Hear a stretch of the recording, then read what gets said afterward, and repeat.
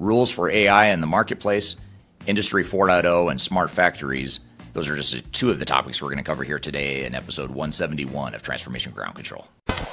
Welcome to Transformation Ground Control. Ground Control. The podcast that covers everything related to digital transformation. This podcast features technology agnostic and international discussions related to digital strategy, software selection, implementation, change management, business process optimization, and everything else you need to know to make your digital transformation project successful.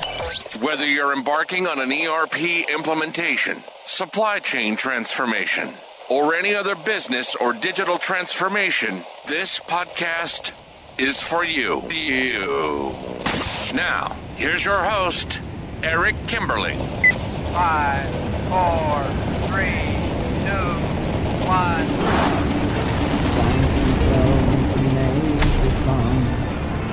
Hello, welcome to Transformation Ground Control, episode number 171. My name's Eric Kimberling, here with Darian Chwialkowski. Darian, thanks for being here today. Yeah, thanks for having me. This is the podcast that covers everything related to digital transformation, including the strategy, people, process, and change parts of transformations. We're going to have a great show for you today. I'll get into the agenda here in just a moment, but first, the show is produced by Major Tom Productions and sponsored by Third Stage Consulting. That's the company that Darian and I are both affiliated with. Third Stage Consulting is an independent consulting firm that helps clients through the world with their digital transformation and ERP implementation journeys. And you can find new episodes of this show every Wednesday at transformationgroundcontrol.com. You can also go to past episodes of the show by going to transformationgroundcontrol.com, so you can miss or see what you missed in all 170 episodes. If you have the time to go check out some or all of them, you can find that there. Great show for you today. We're going to get into some audience questions to start, audience questions from social media. We're also going to get into a recent article regarding rules for AI in the marketplace. And then we're going to have our guests on the show. I'll let them introduce themselves here in just a moment, but they're from a company called PCG, which is a manufacturing consulting and product provider. They're going to be on the show talking about smart factories and Industry 4.0. So really looking forward to that conversation. We'll talk about what smart factories are, what Industry 4.0 means, what manufacturers are doing in general to move forward with their technology initiatives, and how they're leveraging technology to make their manufacturing operations better. And then later in the show, we're going to play you a clip of another podcast where I was interviewed on that podcast. The podcast is called Legacy Leaders, and I was recently interviewed for that show, so we thought we'd play you a clip of that interview here later in the show here today. But before we bring our guests on, Darian, what kind of questions have you seen lately on our social media channels? Yeah, we have some good in-depth social questions today. So the first one is, those who sell shovels in a gold rush get rich, while those who do the digging get dusty regardless of what gold they find. And I can appreciate the hustle. But with the overwhelming move to the cloud, what is keeping organizations tethered to acceptable cost or needed skills in the future? You clearly understand and appreciate that there's no best this or that. It's all situation specific, and I applaud you for that. But what happens in the near and long-term future of an organization that moves to the cloud and doesn't have internal skill sets to change back? Or ironically, it's too costly. You would have a hard time convincing me that the producer of any product that has considerable switching costs won't take that into consideration with future cost increases. There is no incentive for producers of cloud services in the medium and long term to not capitalize on the services they provide. I appreciate your thoughts and insights on this. Yeah, that's a deep question, and it's a really good one. I've actually been thinking about it a lot lately with, just in general, like with the whole concept of companies essentially outsourcing all their systems, all their data, and now using AI to further, not further outsource, but to further push their data outside the organization into these AI models and algorithms. I don't know, and I'm not sure why. I'll admit I have a side of me that gets a little draconian at times. My favorite book, my two favorite books of all time are 1984 by George Orwell and Atlas Shrugged by Ayn Rand. And I know this show is not about books, but the reason I share that is I probably have a bias or a different lens that I look at this through. So I tend to think when you have these big, massive organizations and these big, massive tech companies, I do wonder what happens as that leverage and that balance of power continues to shift towards the vendors and organizations throughout the world, especially like smaller and mid-sized organizations, they are just tiny fish in this huge pond of mass technology and AI and data, and they've outsourced everything to these organizations. And then you're right, or this person's right, what happens when the software vendors raise their subscription costs, which they will. It's not a matter of if, it's a matter of when and how much. And if you might be lucky enough to work in some sort of consumer price index limit to how much the subscription rates can go up, but that's pretty rare that you even see that. So I do think that there's a problem here with leverage, and so I think organizations have to think about how do we get the leverage back, or how do we maintain that balance of power to where we have control over our organization, even though a third party is hosting all of our applications, all of our data. AI models are using our data to analyze stuff. How do we ensure that we preserve that some sort of power, center of power within the organization, not outside of it? And one of the ways to do that is what this person says. You build the skill sets, you build the competencies. The other thing you can do too, which I think is really important, is, okay, everything's moving to the cloud. That's great. Doesn't mean you need to put all of your eggs in one basket and move all of your applications and data to one cloud provider. I think that's the problem. You get that vendor lock-in at that point. Whereas if you diversify your vendor, your applications and the vendors you work with, that sort of diffuses the balance of power away from any one vendor, and it sort of keeps you in the driver's seat. So you do have to think about these sort of intangible things with spheres of influence and leverage and that sort of thing, because I think there is a dark cloud in my mind, or in sort of how I see the future. I think there's sort of a dark side that we haven't really seen fully materialize, and I think it's out there on the rise. I don't know how far it is, but I think at some point there is going to be a backlash against these big cloud providers where companies say, hey, hold on, we've completely lost control here, or this software vendor is no longer a good fit for us, or it's getting too expensive, we want to bring stuff back in-house, or we want to switch vendors. And I think in that case, the switching costs are very high. It's going to be very complex, very difficult. And I think there's going to be a day of reckoning on the horizon. I don't know when it is, but I think that is going to happen at some point here with the whole cloud movement and these big tech vendors in particular. Yeah, super interesting. And for anybody that doesn't know, Eric actually did a video on the dark side of cloud software. So if you want to check that out, go look on his YouTube, and maybe you can get some more information there. Yeah, good stuff. Great question, though. Yeah, great question today. Our second social question is, Eric Kimberlin, thank you for bringing up the subject. The timing couldn't be better for discussions about AI opportunities or business drivers. If you consider effectiveness and efficiency to automate repetitive tasks to enable more focus on strategic goals versus administrative, for example, in a familiar context of Oracle, ERP cloud, SCM solutions, supplier qualification management, or sourcing, possibilities are limitless with pros or cons and lots of data through AI for decisions making. What are your thoughts on this, Eric? Yeah, great point, and I agree. I mean, supply chain management, procurement, those are two great areas to not only drive potential cost optimization or cost efficiency gains, but also accomplish some of the strategic goals and objectives, especially when you think about what happened during COVID a few years ago, where supply chains got so disrupted, and they're still disrupted even now, 4 years later. And part of the reason for that was because organizations didn't anticipate disruptions to certain parts of the world, or getting, trade being locked down or cut off throughout the global supply chain. And so now with AI tools and better data and just better human learnings from the past and our mistakes in the past, now, if we can use that data to make sure that we are automating our supply chain and planning our supply chain and diversifying our supply chain better, that's going to make us more adaptable, as supply chain leaders. So, yeah, I totally agree. I think there's a lot of opportunity to accomplish not only cost savings, but certainly strategic goals and objectives as well as you look to new technologies. Yeah, definitely. And I think we have this was some great, thoughtful questions today. I love seeing some more in-depth questions sometimes. I think they're really interesting to think about, and really love to hear the audience thoughts on everything that we're talking about. Yeah, absolutely. If you've got any questions for us, drop it, even in the chat on this podcast episode. Wherever you're listening or watching, just drop it there. We keep an eye on all of them. And If you follow me on social media, you follow Third Stage Consulting or Darian on social media, drop it on LinkedIn or Facebook, Twitter, or Instagram, wherever you're following us. Be sure to check it out there, or to drop the questions for us there. So we're going to get into our newsworthy topic here in just a moment, which is rules for AI in the workplace. So we're going to get to that here in just a moment. And then later in the show, we're going to have a panel discussion talking about Industry 4.0 and smart factories.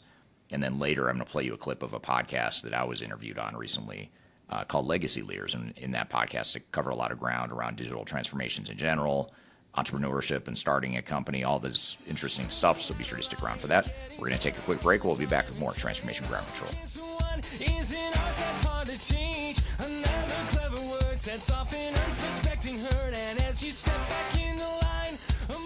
If you are aiming for transformation success, turn to Third Stage Consulting Group.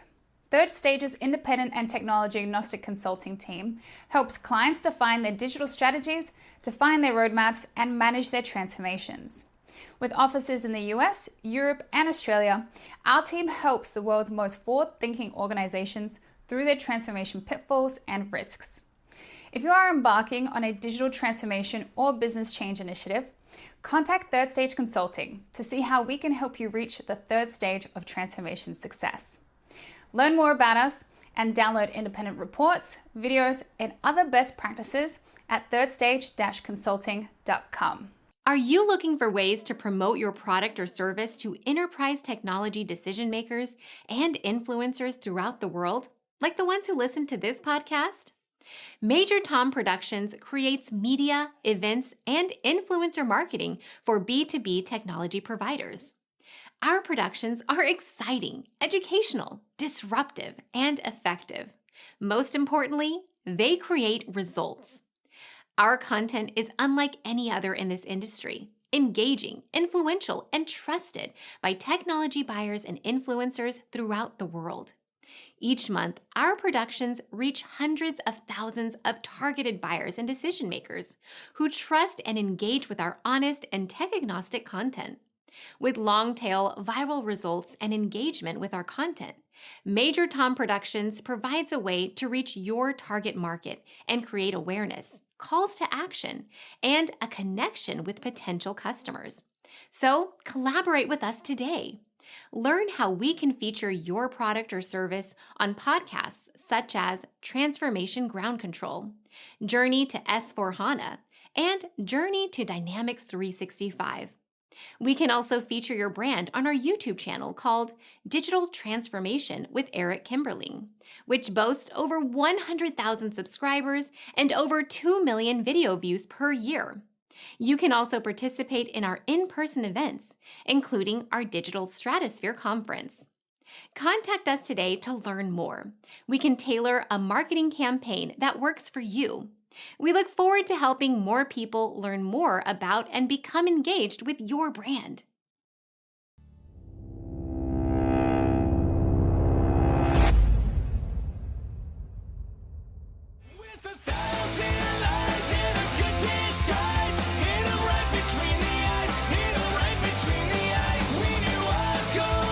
Hello, welcome back to Transformation Ground Control, episode number 170. My name is Eric Kimberling here at Darian Chwialkowski. You can find new episodes of this show every Wednesday at transformationgroundcontrol.com. The show is sponsored by Third Stage Consulting, an independent consulting firm that helps clients with their digital transformations, and the show is produced by Major Tom Productions. So we have an interesting topic here today, Darian. You had mentioned this topic of rules for AI in the workforce or in the workplace. What's the newsworthy topic as it relates to that? Yeah, so as we all know, AI has become huge and more streamlined in the workplace. A lot more people are using it. According to this study, it's even significantly increased from an 8% use to over 20% in just 1 year for all employed adults. That being said, some research is saying that companies are starting to implement rules around AI in their workplace. So when employees are signing their contracts for the company, some of those contracts will say you're not allowed to use AI in certain situations or even at all in some cases. Even some companies are just saying that it's not productive at all for the workplace. Eric, as a CEO and somebody that obviously owns Third Stage Consulting. I wanted to get your kind of take on this from a CEO perspective, and if you can relate or see the other CEO's perspective on this implementation of banning AI in certain areas of the workplace. Yeah, it's a great. It's a very newsworthy topic. I mean, it's very timely because AI has taken a hold so quickly, especially ChatGPT, that now organizations have to start thinking about, what does this mean for data privacy? What does it mean for confidential information and intellectual property? What happens if we enter some sensitive information into an AI model? Where does that data go? Who has access to it? Is there any security behind it? Are we violating any rules or regulations or agreements with our clients by pushing that information into AI? So there's a lot of unknowns and a lot of things to think about, a lot of risks too. In fact, we had a guest on this podcast a few months ago. His name's Marcus Harris. He's been on the show several times over the years, but the last time he was on, he talked about some of the considerations with intellectual property and data confidentiality as it relates to AI and ChatGPT in particular, OpenAI, et cetera. And so I encourage you to go check out that episode because he talks a lot about the different risks with AI and some of the issues that organizations and leaders need to think about. As it relates to us at Third Stage, that is something we're working on too, with our employee handbook, having a formal policy around AI, and that's something we're working on as we speak, is making sure that we have that dialed in. And you've got to look at it from a legal perspective. You've got to look at it from a client confidentiality perspective to make sure that consultants aren't doing something that may seem simple and innocent, like entering client information into an AI model to create a graphic or a summary or something like that. The purposes and the intentions might be good or innocent enough, but the question then is that appropriate? For the AI model, for OpenAI, in the case of ChatGPT, is that appropriate for information like that getting into that AI model? And after having Marcus on the show and talking to other leaders, it's clear that it's ambiguous at best. So there's a lot to unpack there for sure. Yeah, and I think another part of it is there isn't any regulations or laws on it yet that the government has put in place. So in my opinion, it kind of leaves it up to each company owner or CEO on what are you going to do for your company that is going to protect you, because there's no other protection out there for you besides what you set. Yeah. And when it comes to stuff like this, I'm always watching the European Union or the EU because I think they're the ones that are probably going to sort of define what the standard is from a regulatory perspective for the rest of the world. They tend to be, especially when it comes to data and technology, it seems like they tend to be the ones that set the higher bar for compliance and that sort of thing. So I'm always watching them to see what's the EU going to do. Because chances are pretty high the U.S. and other countries will follow, shortly after. Or at the very least, even if they don't, if you're a multinational organization that operates in multiple countries like we are, we've got clients all over the world, we're going to have to comply with whatever that highest standard is. So I'm always looking for the most aggressive regulations, not because I want them, but because we're going to have to adhere to them. So I'm always watching the EU to be one of those trailblazers, for better or for worse, on regulating AI. Yeah, absolutely. I think it's a super interesting perspective. I'm excited to hear more potentially about what the handbook will look like for Third Stage, or if we see what other companies start to do in the future with what their handbooks will be for their employees and what the regulations on that will be in the future. Yeah, absolutely. We'll be keeping an eye on that. I'm sure we'll come back to this topic at some point in the near future as things continue to evolve there. So thanks for bringing that up as a good checkpoint in the meantime.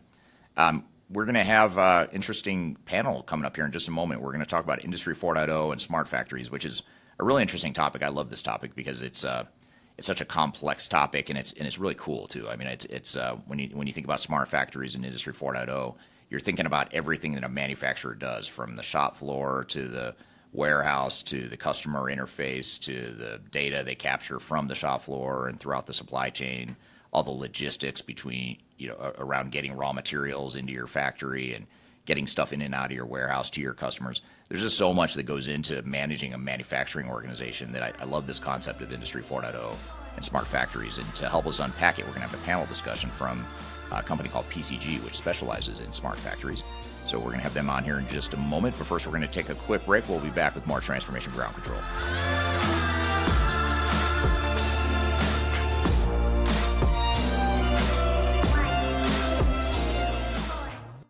recently published my first book. It's called The Final Countdown, Strategies to Reach the Third Stage of Digital Transformation. And I wrote this book because I really wanted to find a concise way to share some of my knowledge around digital strategy and how to get started on a digital transformation journey. So in this book, I cover 3 different sections. I cover the people, process, and technology aspects of transformation, with the idea that it's meant to be a starting point, a launching pad for organizations and team members that are going through digital transformations. So I encourage you to buy this book. You can get it electronically, you can get it paperback, or you can get it in hard copy, as I'm holding here in front of you. You can get it by going to thefinalcountdown.com. You can also search for it on Amazon if you shop at Amazon. Otherwise, just go to thefinalcountdown.com. Love to hear your feedback on this book as well. So I hope you check it out and hope you enjoy.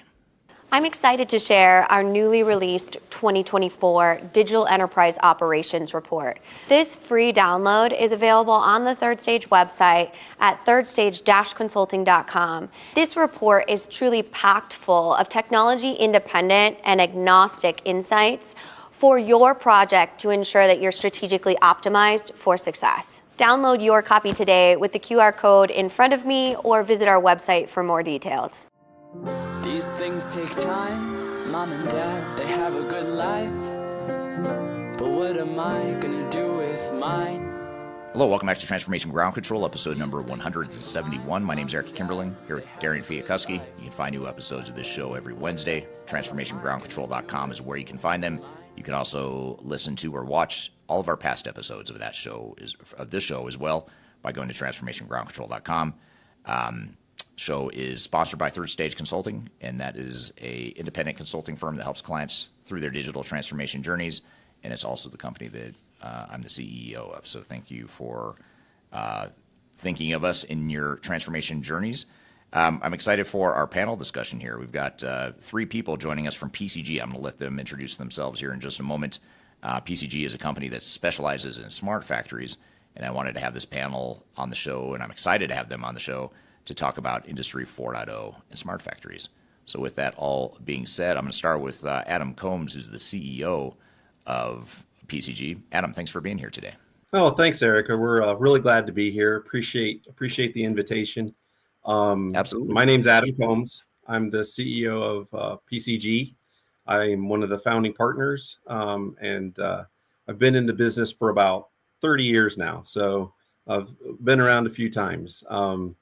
So PCG is essentially a leader in delivering on manufacturing solutions, Industry 4.0 into 5.0 as well, in and around cloud-based solutions. What we're really doing, Eric, is we're helping bridge kind of that gap between capabilities of the that people buy and the promise of those solutions, and actually helping our customers realize that value within their business. And then our goal is to really implement those as platforms, not point solutions, so that there's a vehicle for our customers to have a sustainable path so that they can grow and adapt and evolve with that platform, as opposed to being a kind of a one and done experience for them. Sure. And by having strong relations with our OEMs and really knowing what's there and what's coming,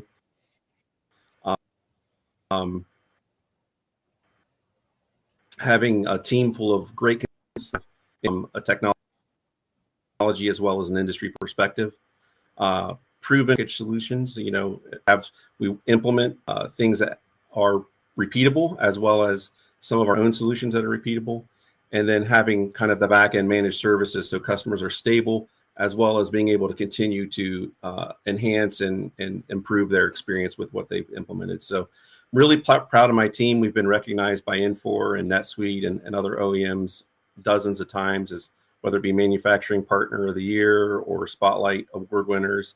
So I'm really proud of my team, really excited to be here and share some of what we're doing with you guys today. With me, I have, I'll hand it off to David Gustovich, who actually leads our Smart Factory team. So Dave, if you don't mind introducing yourself, that'd be great. No, thanks, Adam. And good morning, good afternoon, good evening, everyone. Dave Gustovich here. As Adam indicates, I run with Ken Staresinic our Industry 5.0 and Smart Factory practice here at PCG. Been in the industry much longer than I like to admit anymore, but going on to about 40 years. Been in the operation manufacturing world, first as a consulting partner for many, many years. And then Ken and I branched out on our own to start our own manufacturing, the cloud solution that was ultimately acquired by Oracle NetSuite back in 2016.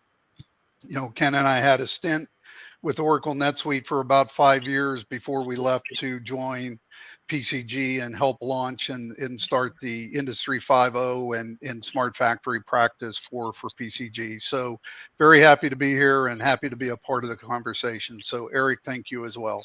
Ken? Hello, everyone. Just to add to what Dave said, our entire business career has been in the manufacturing and operations environment. So to kind of echo what Adam said, we've really crafted our view of Smart Factory, Industry 4.0, 5.0, from being really at the point where work is executed, products are produced in a wide array of environments. So we think we bring to the table a very good synergy of things that are relevant for all manufacturers, but the recognition of what's important to each of them. And that's what we're excited to share with you all today. Absolutely. It's good to have you guys all here today, and appreciate getting, three experts in this field here, all in the same room. This is great. And it also sounds like you guys have a very focused solution too, which will really serve itself well here in this discussion here today. But just to get started, just to help set the context and sort of start at the foundational level of understanding smart factories, let's just talk about what is a smart factory. If we start with the real basic stuff. Can we start with you, Adam?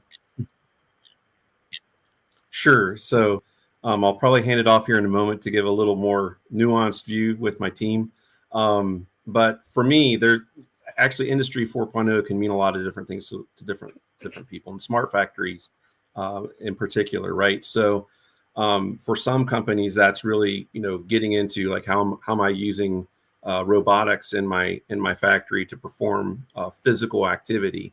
For the context of today's conversation, what we're really talking about is how are the various technologies that are in place within the kind of the IT infrastructure of a company, their security, their authentication, the different solutions that compose their ecosystem. So the enterprise system, maybe they have a WMS system, maybe they have an asset management system, certainly a smart factory solution like we bring to the table that's more focused around shop floor types of activities.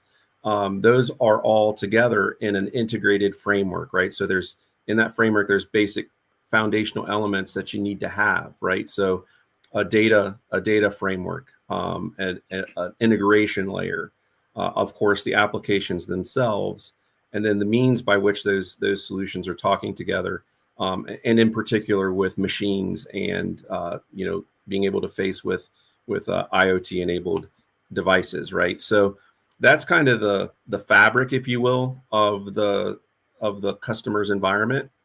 And a lot of those solutions today are, I think, built generally more towards kind of their space that they're filling within the market, other than kind of like the integration layers. And so what we're doing is we're kind of trying to flip the lens and we've built our solution to kind of blend those solutions together and work together and do it more from the view of what the customer experience is going to be and how their particular need is going to be met across an ecosystem as opposed to within the context of a particular application. So that's kind of my view of it. Dave, you probably have more to say on this subject, so I'll pass it off to you and Ken.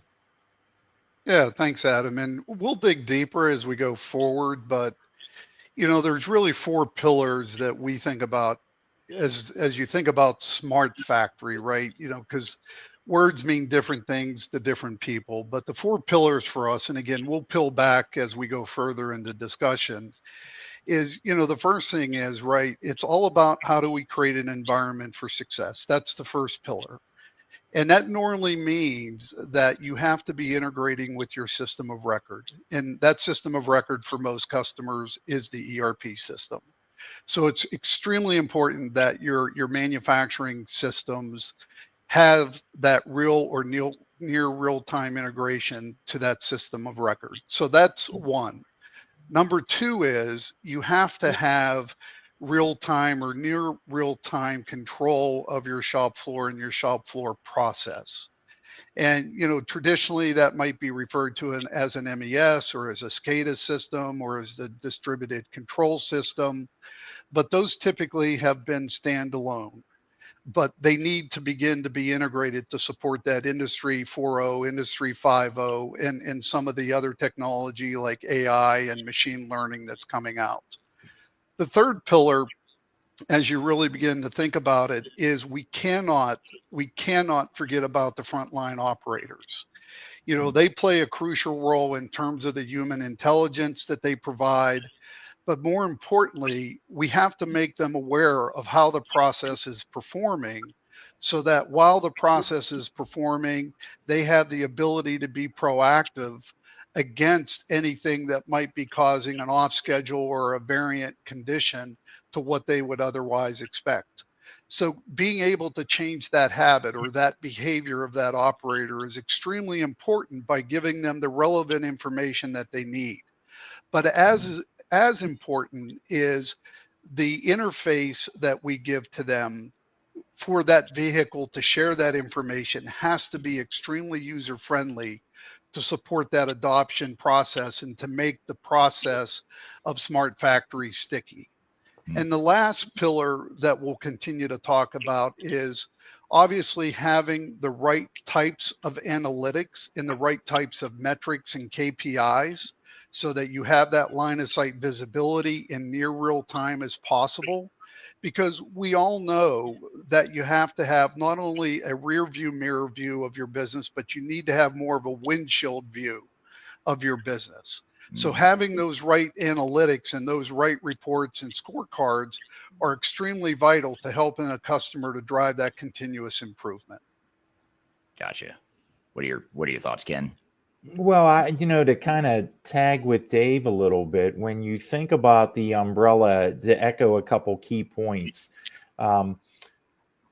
integrating to that system of record implies that the platform of which the business is running and all of the different roles within that enterprise need to be engaged together, looking at data that is consistent with good integrity so they're all able to perform their roles appropriately, and then taking advantage of, and I'm a shop floor guy, so the connected operator is really important to us, and it's critical that everyone within the organization, back to those metrics, that real-time visibility Dave spoke of, everyone is reacting to what's appropriate for the role that they perform, and they're all seeing it through the lens in which they need to execute their responsibility, but it's a consistent presentation.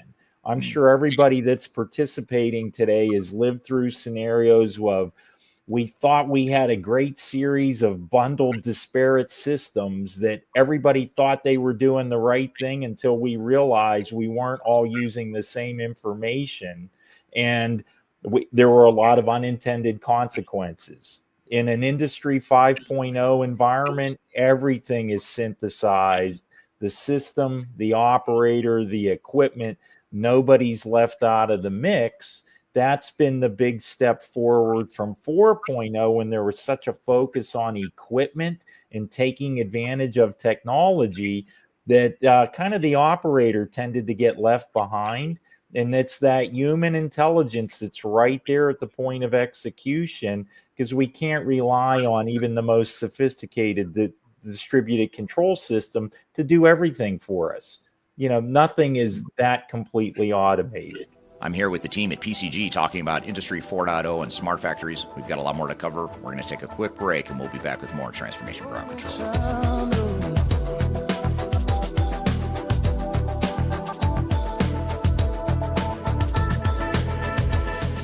People oftentimes ask me how I built such a strong social media following. on YouTube and LinkedIn and Facebook and other outlets. And the fact of the matter is it took me a long time to build a following through a lot of trial and error, making a lot of mistakes. Had I known that there were companies out there that could help me build my brand, I would have done that a long time ago. I didn't know that, but the good news is that there is today a consulting firm that will help you through building your own personal brand through some of their training programs. The company is called Roloff Consulting, and if you're familiar with Emma Roloff, she's someone that I've had on this podcast before, and she's well known in the digital transformation space as well as the sales space. And she's big on TikTok, YouTube, and LinkedIn. And she and her husband have started a training course and a training company that focuses on helping people build their personal brands and helping them to sell themselves digitally. So whether you're a salesperson that's trying to reach more customers or you're an individual that's just trying to build your personal brand, that's something that they help with through their training programs. And they've offered listeners of this podcast a free 5-day LinkedIn challenge. And I encourage you to check it out. I've included a link below for this podcast. If you go to the podcast notes, you'll find a link that gets you free access to this 5-day challenge where you'll get step-by-step guidance. You'll get real results. So you'll get some tangible results from the program. And you also get a special offer at the end of it. So it's exclusive to listeners of this podcast. Be sure to check out the link below if you want to work on building your personal brand, or if you're in sales and you're trying to reach more people. Whatever the case may be, check it out. It's free to listeners of this podcast. You can check it out via the link below. Interested in working for a company that truly values your unique skills and experience? Here at Third Stage, we don't hire based on resumes alone. We look at the full candidate, experience, and willingness to provide excellent service for our clients. Within a technology, independent, and agnostic consulting firm, you have the opportunity to learn across industries with a diverse group of clients. Our consultants also have the opportunity to diversify their portfolio and learn across technology systems. If you're interested in joining a high-growth entrepreneurial organization, please reach out to us at work@thirdstage-consulting.com.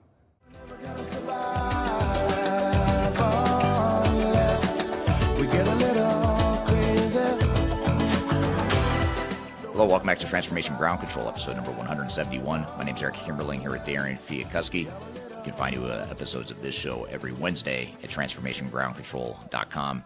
And this podcast is sponsored by Third Stage Consulting, an independent consulting firm that helps clients through the world with their digital transformation journeys. And I'm here with the team of PCG talking about Industry 4.0 and smart factories. Yeah, and it's interesting that you guys are sort of calling out an important differentiator here in that you've got your system of record, which oftentimes is an ERP system or some sort of back office system.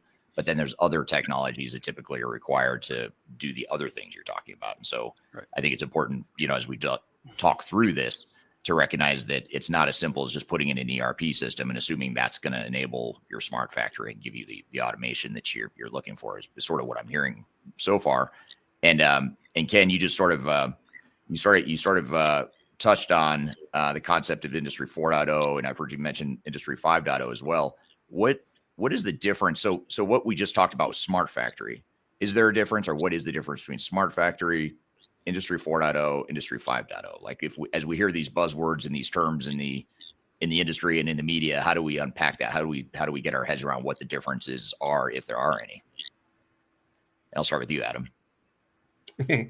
Well, from my point of view, the smart factory is a component of Industry 4.0. They are somewhat synonymous, but to me, it's Industry 4.0 is an overarching thing which can go beyond what we're talking about today.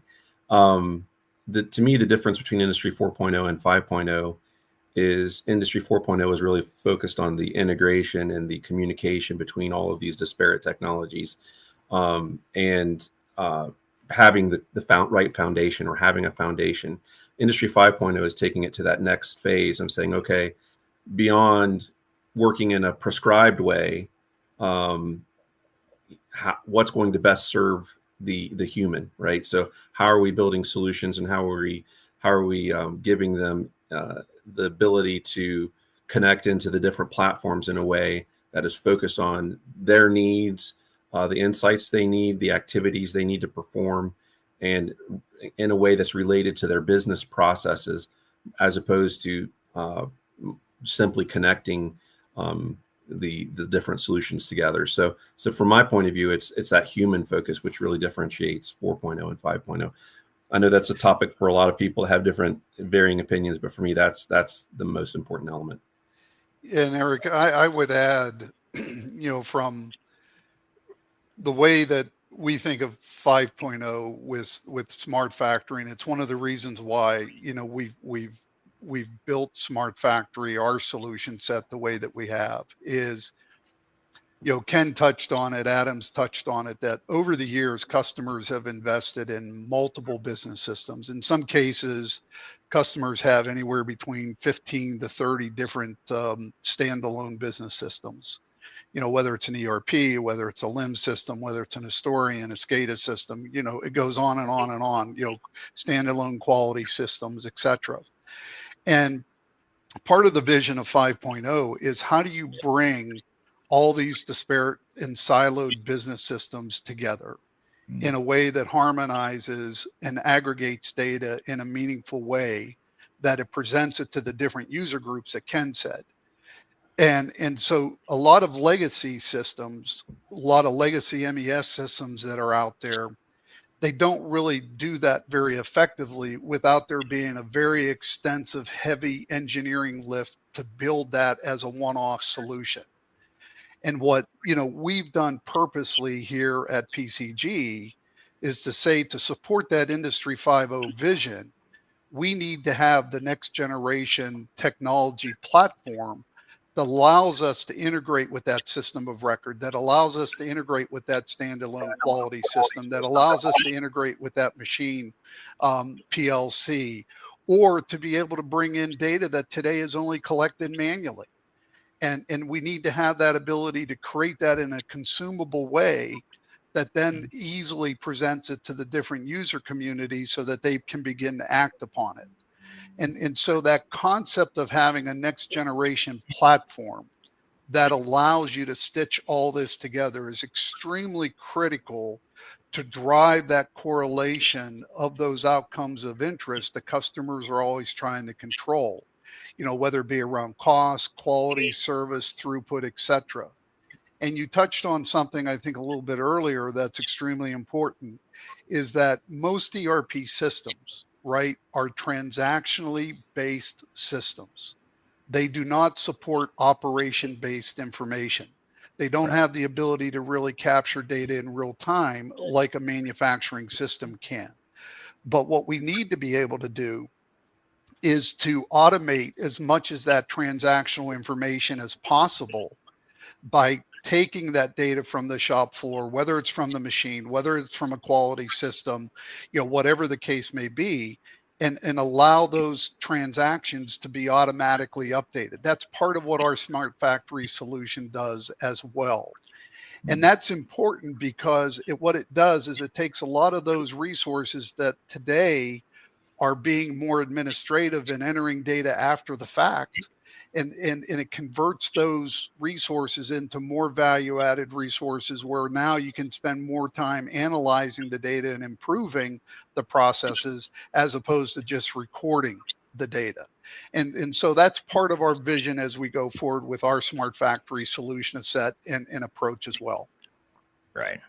Right. How about you, Ken? Well, what I would suggest to the audience and what we've tried to do, and Dave hit on it very well, is when you look at your enterprise, and it could be a series of locations that could have grown through acquisition, you could be one location, and even within one facility, you may have different value streams, different vintages, different OEMs. So, to Dave's pillars of the smart factory, there's a couple common tenets. That system of record is a common tool used by all.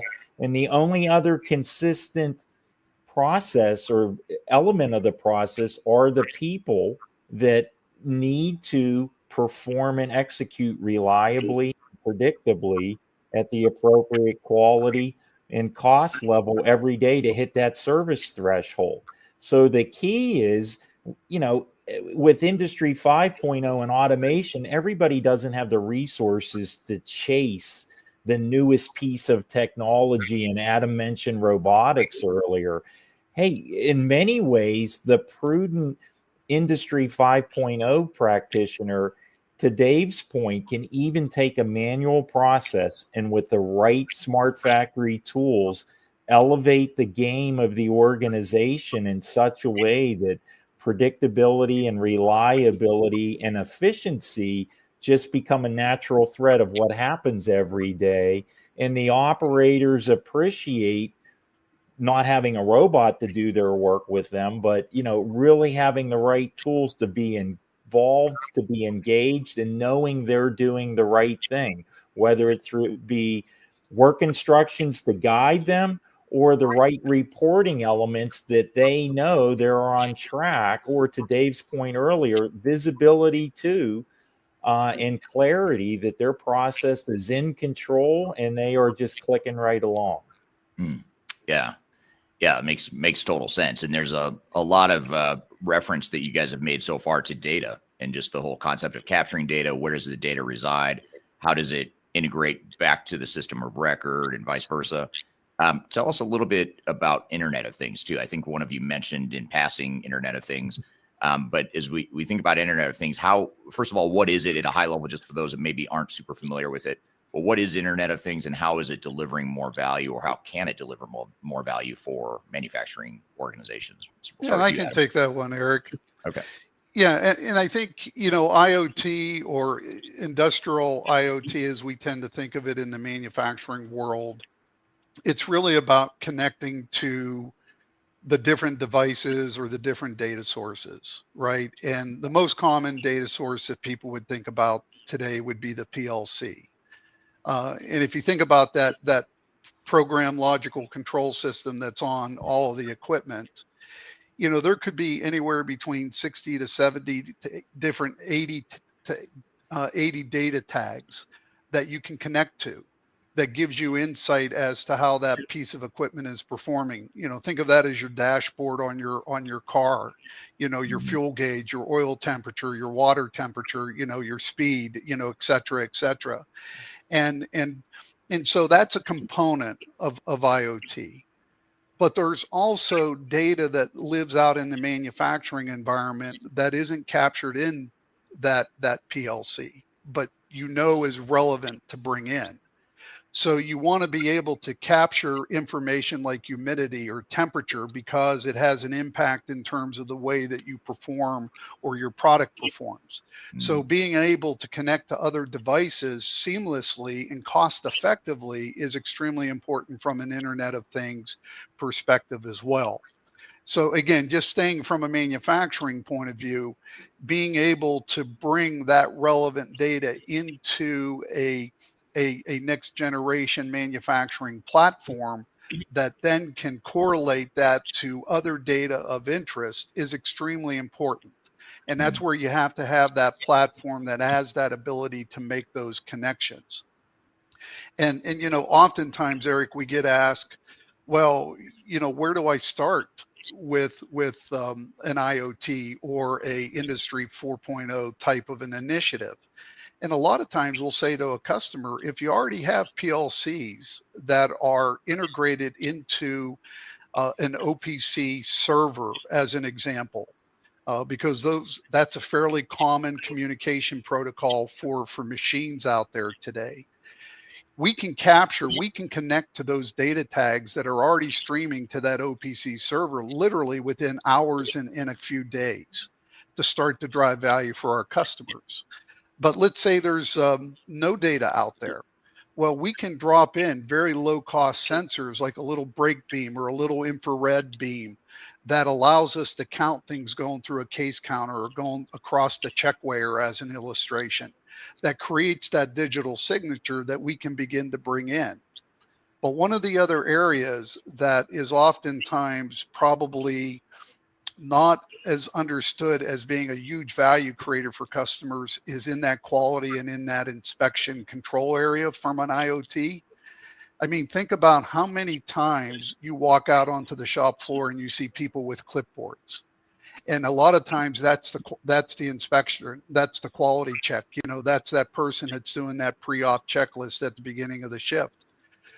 Let's digitize that. Let's put paper on glass. Let's allow that data to become digitized so that we can turn it into information that allows us to be able to act upon that very quickly. And a lot of times that's a very good place for customers to start when they think about the Internet of Things and their digital transformation process that begins to set the foundation for Industry 4.0 and 5.0 as we've been talking. Very interesting. And yeah, Eric, to Dave's comments, I would add to your second question, where does the value creation really come in? I mean, that's obviously critical to everybody on the call today because everyone's making investments in their business. There has to be quantifiable returns. And, Amar's question about BPM, business process management, what we do with the Smart Factory is very similar to those elements of harmonizing, bringing together all the methods to control and manage someone's business. From the shop floor perspective, to Dave's point, that operational data and mastering of it is all about creating process predictability and being able to correlate process control to product performance and reliability. Dave mentioned humidity and temperatures. If I was a baker and I'm running a plain bagel down the line through the oven, how I control those processes are very different when I suddenly introduce cinnamon raisin to make sure that, managing the process in the same way that I just finished the plain bagel run, I have the potential to do very bad things if I don't recognize my product is very different and that process must be controlled in a different way. Recognizing what happens on the shop floor may influence how the marketing team, how the sales team, what the maintenance team is doing. IoT gives you the opportunity to bring all that together, understand things at the lowest common denominator, and that drives potential value in many avenues for the business at large. Eric, and the one area of risk mitigation I would share from our experience with our audience today is, we often like to tell our customers, just because you can doesn't mean that you should. Right. And one of my favorite lines too. Yeah.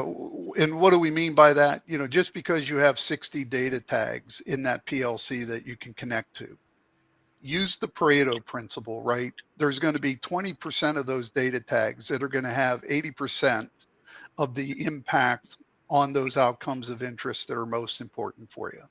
So part of what PCG does, beyond providing enabling technology that enables that integration of all those data elements and that amalgamation of the data, is that we help our customers to understand what are those critical few process data variables or attributes that we need to connect with, that when correlated and associated with other data elements that come from another business system, really gives you powerful information that can be very proactive in the way in which you manage your business.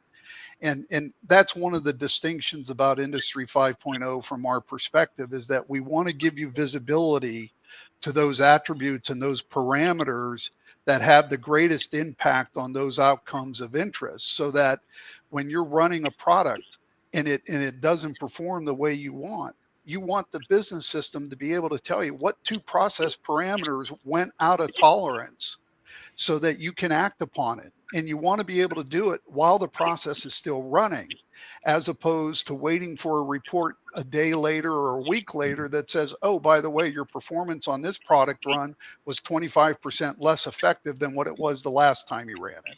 So that's part of what we're driving to with the types of technology that we're enabling and the service that we enable with our customers as well. Yeah, very interesting. Well, I'm still hungry from the thought of a cinnamon bagel from Ken's example there on the factory line. But one thing, a good one, Eric. Everyone likes to eat, so I knew I could hook somebody. I was expecting it to be the audience, not you, but that's good too. Yeah, we'll see if I can make it through this interview without having to eat something now. I'm here with the team at PCG talking about Industry 4.0 and smart factories. We've got a lot more to cover. We're going to take a quick break, and we'll be back with more Transformation Ground Control.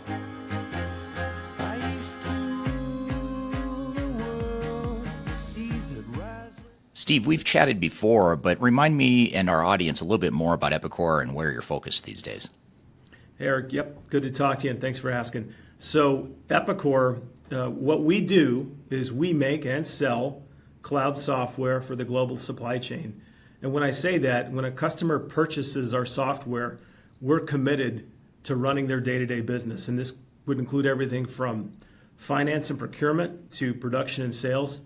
It's a responsibility we take very seriously, and it's something I believe we're very good at. We've got an employee base that has the deep expertise to understand their business and run their business. We also compete against 2 or 3 of the largest software companies in the world. So it's not good enough for our products to be good. They have to be consistently great, and that's a really important focus for me. So great products, deep industry expertise. We also focus on the essential workers that make those businesses run. We like to say Epicor's got you covered from the shop floor to the top floor. And when we say that, we really mean it.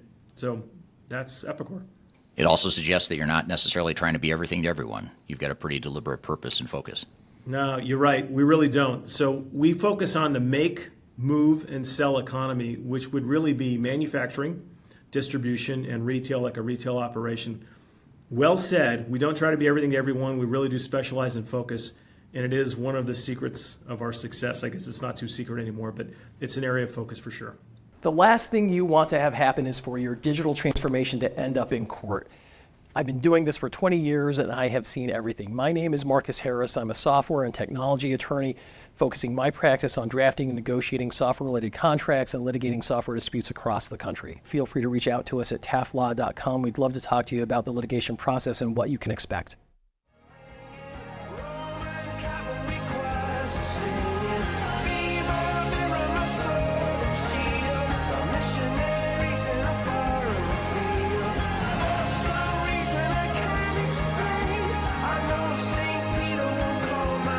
Hello, welcome back to Transformation Ground Control, episode number 171. My name is Eric Kimberling here with Darian Chwialkowski. You can find new episodes of this show every Wednesday at transformationgroundcontrol.com.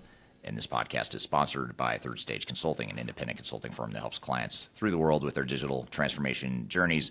And I'm here with the team of PCG talking about Industry 4.0 and smart factories. Here's a question from Amar on LinkedIn, and his question is, what are the similarities with business process management and Industry 4.0 smart factory? So in other words, like, maybe I'll rephrase it a little bit and hopefully capture the intent of Amar's question here. And thank you for the question, Amar.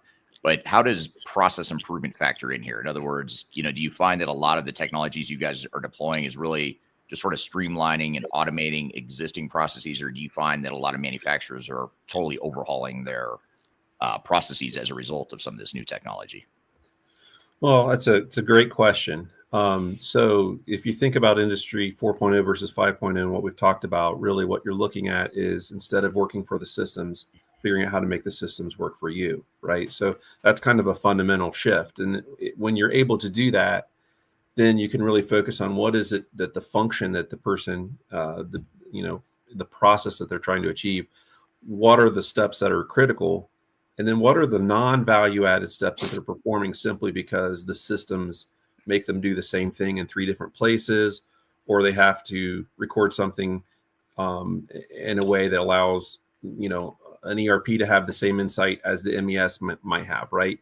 And so the way that this is impacting our customers is it allows them to perform the same function one time and allow that information to flow, whether it's automating an activity, whether it's providing data for future analytics, or whether it's an actual event that you say, when this happens, I want to, perform some kind of automation and let somebody know, either to perform an automated activity or to provide insight for someone to take action on immediately. So it really transforms the ability to accomplish the efficiencies that have been kind of promised for decades, right? So it's that the analytics, the RPA, kind of those foundations are there. And then the next level is then AI. Once you have those foundational elements kind of underneath of you, it allows that activity to be the agent of change that was just suggested. In essence, don't make me do the same thing 4 different places in different forms and manners. Allow me to do what I need to do one time and then have it go and do what it, needs to be propagated for me. So I think that for me, that's one way to look at it. Right. Yeah, makes total sense. And you hit the biggest buzzword of the day in your response there, Adam, with AI, and let's dive into that a bit. Even though I was going to try and make it a little bit further in the discussion without talking about AI, but it's really difficult not to.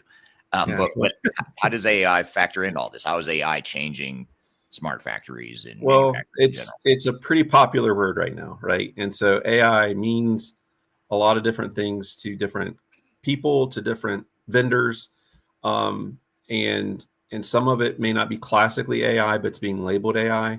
Most technology, big tech, as well as the software OEMs in the enterprise space, are embedding some kind of AI, whether it's data insight and leveraging analytics, whether it's generative AI at some level.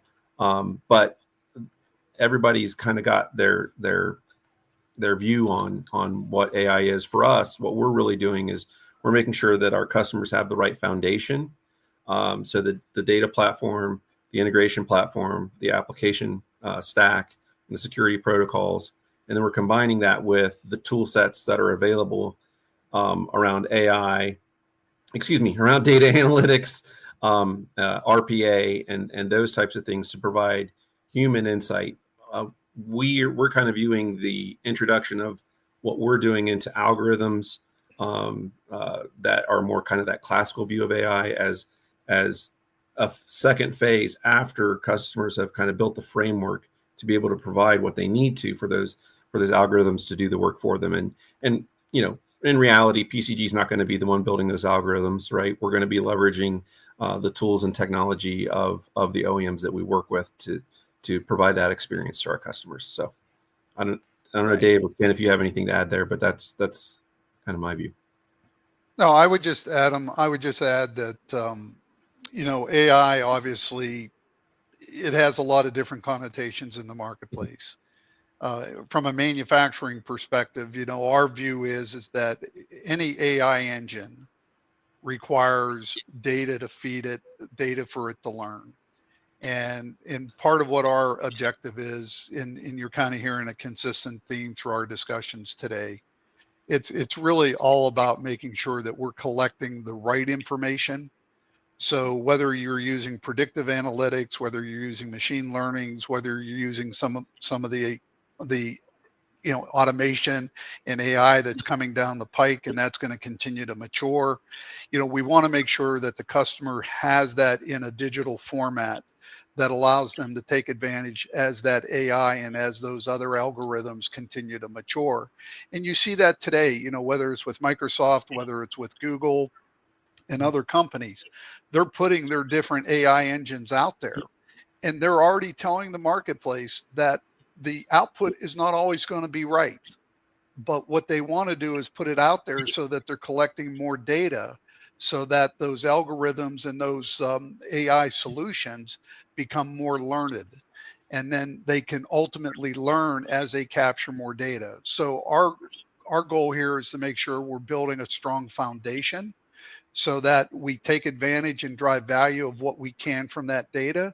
And as the AI algorithms and processes continue to mature, is to make sure that we're investing in a manufacturing platform that we have in Smart Factory that allows us to grow and continue to advance as those AI models become more prevalent from a manufacturing perspective. Yeah, great response. I mean, that's a really good overview. And it sounds like there's an opportunity here for manufacturers as they're capturing more information, on the shop floor and through machines and Internet of Things and all this data capture. It sounds like there's a great opportunity to leverage that data now and actually use some of these AI tools that your OEMs that you work with are building into their products. Do you find so far, I know we're early in the AI journey or the transition over to AI within the enterprise tech space. Do you find that the OEMs you work with, and when we talk about OEMs, by the way, just to back up, we're talking about NetSuite, Infor, some of these ERP providers that you bolt onto or that you build your software on top of. Is that a fair summary? Yes. So do you find that their AI models that they're building now within these core systems, do you find that they're the AI models are driving enough of where the value could reside in terms of all this data that you guys are capturing on your side with your technology? Or do you find that, in other words, is there a mismatch there between what the AI models can do so far and the data you're capturing? Or do you find that it's actually starting to work from that perspective? Can I take that one first, guys? I think what's important, Eric, is when you look at the platforms, those ERP systems, to say, echo what Dave mentioned earlier, those systems of record are always transactional. And a lot of the initial efforts around AI are related to transaction-oriented data. Back to Amar's question earlier about BPM, we're all about not only helping that system of record be configured appropriately and correctly, but how do we make sure with a smart factory that the operational data is setting the table for continuous improvement? So as those pillars, the fourth pillar Dave mentioned, the analytics that a smart factory needs to have readily available for all the users at various levels, that's where, back to your previous question about the IoT and capturing the right kind of data, leads to the operational decisions that drive value and naturally get manifested in much more efficient transactions, the ability to satisfy more customers, really drive down a cost of goods sold that gives them a competitive advantage. That a lot of the AI endeavors right now are about mining the appropriate market and customer base. If concurrently you're driving down that cost of goods sales, from a manufacturing perspective, you're giving your organization tremendous leverage to take advantage of that AI that comes through the transactional elements. Yeah, and Eric, I would add, what we're seeing with some of the ERP vendors is that, they're applying AI and some of the predictive analytics as it relates a lot to the demand and supply plan process, where they can begin to predict, what's going to be late, what orders are going to be impacted, so that it gives your planners and your schedulers the ability to be more proactive in responding, to those potential out of tolerance conditions. But we're also seeing AI being employed. I was just at a conference with some of our other executives, Adam, down in Houston, where we heard one of the OEMs that we partner with talk about how AI is really being embedded into a lot of their communication protocols, whether it's from sales orders, whether it's for customer responses, et cetera, et cetera.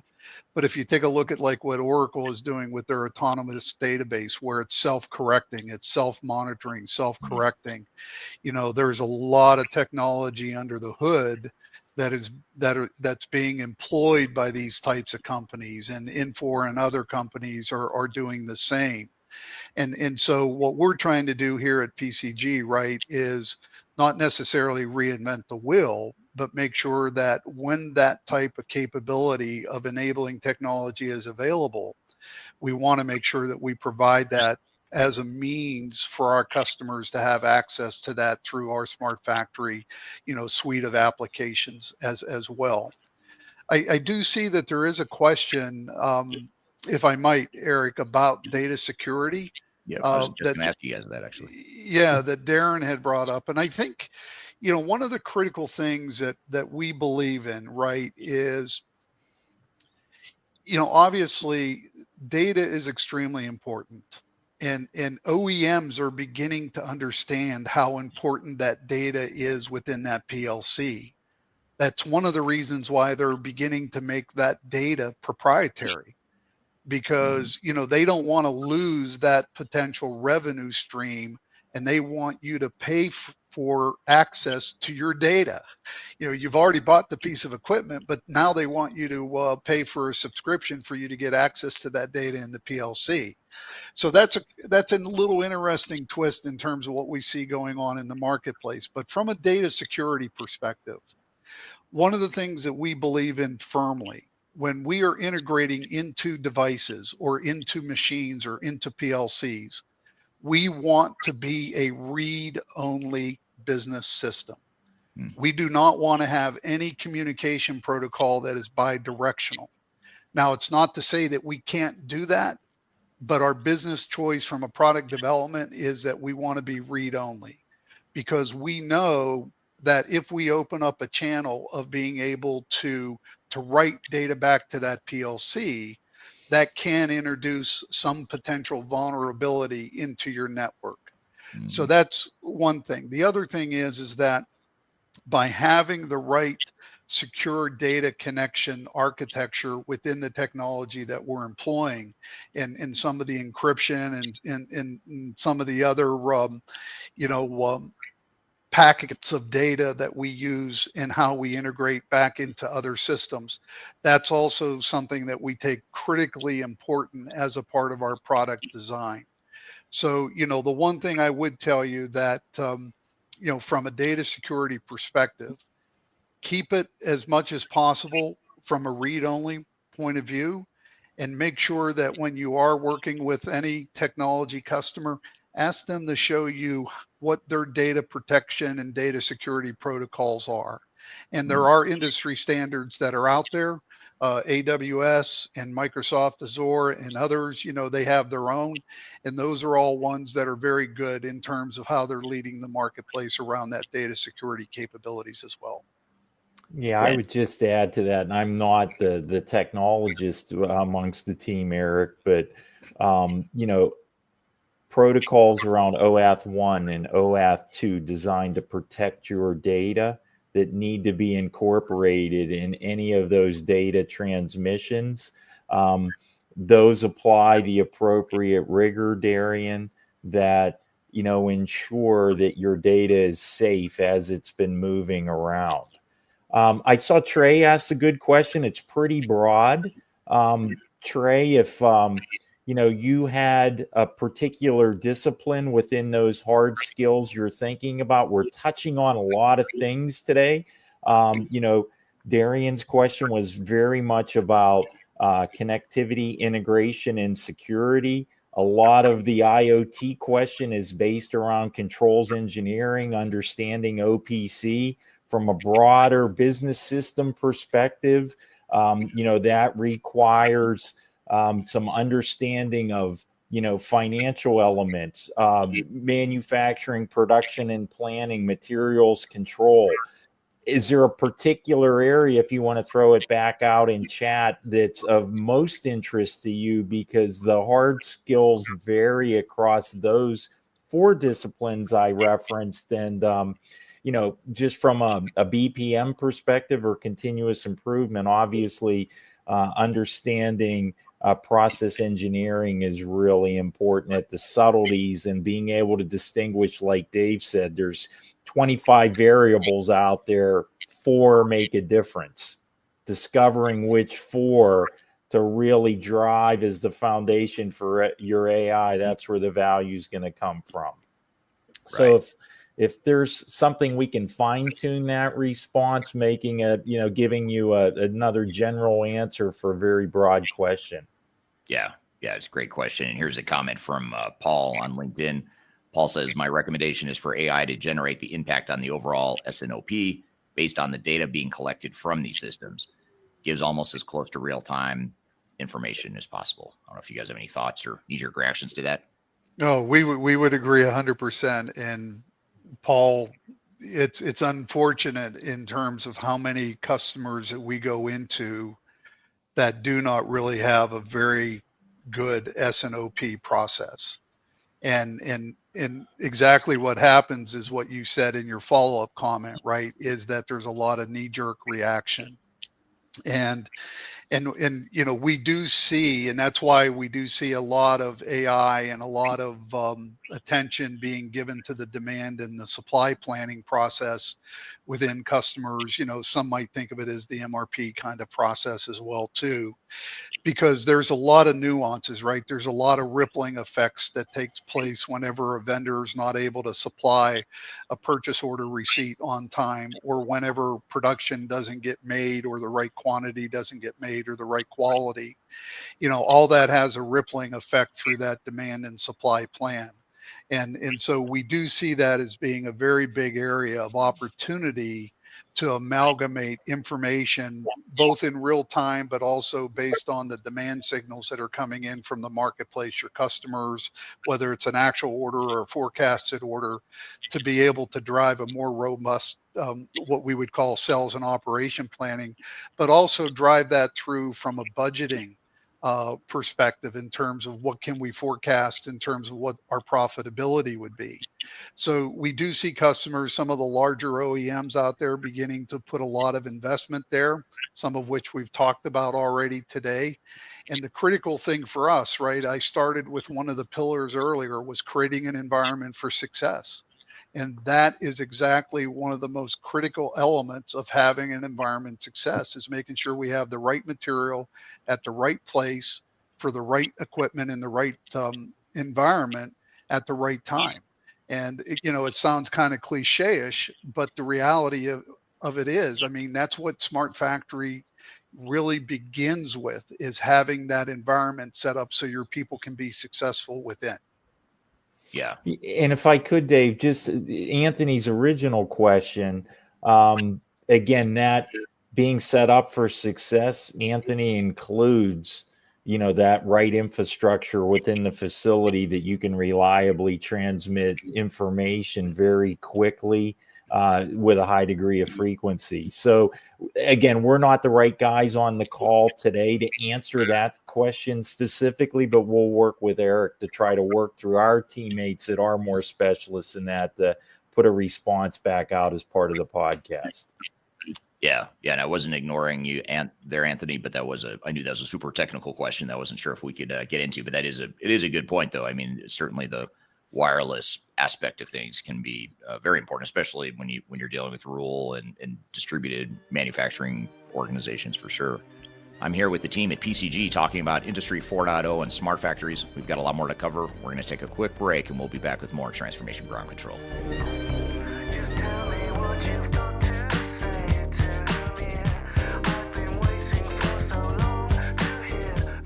I'm excited to share our newly released 2024 Digital Enterprise Operations Report. This free download is available on the Third Stage website at thirdstage-consulting.com. This report is truly packed full of technology-independent and agnostic insights for your project to ensure that you're strategically optimized for success. Download your copy today with the QR code in front of me or visit our website for more details. Hi, this is Eric Kimberling with Third Stage Consulting and your host of Transformation Ground Control. I want to encourage you to read our Guide to Organizational Change Management. It's a free report or free guide that we published. It's one that I actually wrote that talks about best practices and lessons learned as it relates to change management. So as you know, on this podcast, we cover a lot of stuff related to the human sides of change, organizational change management, including training, communications, org design, all kinds of stuff as it relates to change management. So if you're trying to learn more about change management or you're looking for more direction and ideas on how to get started on your change management strategy and your overall journey, be sure to check out this guide. You can read it by scanning the QR code on the screen in front of you, or in the links below for this particular podcast episode, you can find a link to take you to the page that will allow you to register to go ahead and download that and read it for free. So be sure to check it out. It's the Guide to Organizational Change Management, written by yours truly. I hope you enjoy it. Let me know what you think, and hope you enjoy the rest of this episode.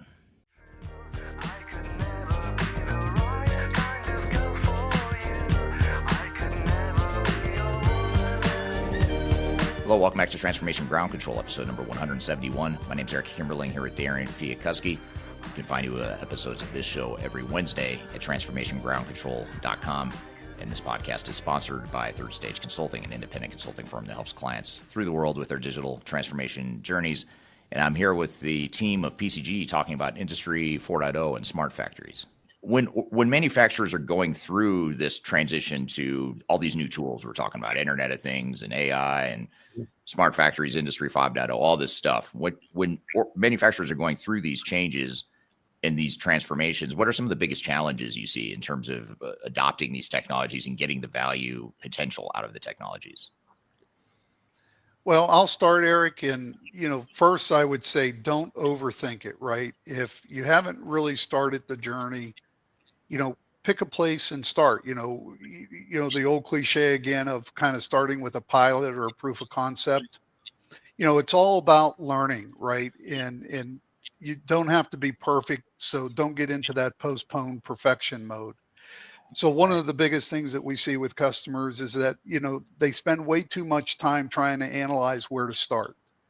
And then once they get into it, the other big thing that we see is customers are always trying to force the newer technology and the newer approaches back to what they always used to do. And I can't tell you how many times customers are sitting there saying, okay, well, I see what the platform is capable of doing, but can you make it do what we've been doing for the last 25 years? And that introduces a lot of risk because now you're creating a lot of customizations. And yes, I know you want to make people comfortable because you want to try to help improve that adoption, but there is a point where you have to create that ability to gain the advantage of what that new technology is able to bring to you. So we would always say, start small. And one prime example that we do with all of our customers is that if you do have pen and paper out there, if you have clipboards that people are collecting data manually, whether it be on a quality or an inspection or on the shop floor, to capture what you produce or what your downtime was, begin to capture that digitally, because that will start to create a means by which to do richer analytics and become more proactive in the way in which you respond from an improvement initiative. The other thing would be, don't try to bite off too much at one time. We already talked about, just because you can doesn't mean that you should. If you're going to integrate to a piece of equipment, which we always think is good to try to bring some automation in, some data collection automatically, focus on those 3, 4, 5, 6 data tags that are going to have that greatest impact on what's going to give you visibility to your throughput, around your product quality, around your product cost, and obviously your service levels, because those are the things that are going to drive your profitability levers within your business. And so we help many of our customers, decide where to start, but the key thing is to start. So those would be some quick learnings that we see at a very, very high level with our customers. Guys, anything else? You know what, Dave? I wanted to add that to go back to the theme of always including the human intelligence that's out there, is respect that human intelligence. So an important part is making sure that those operators understand why we're doing something.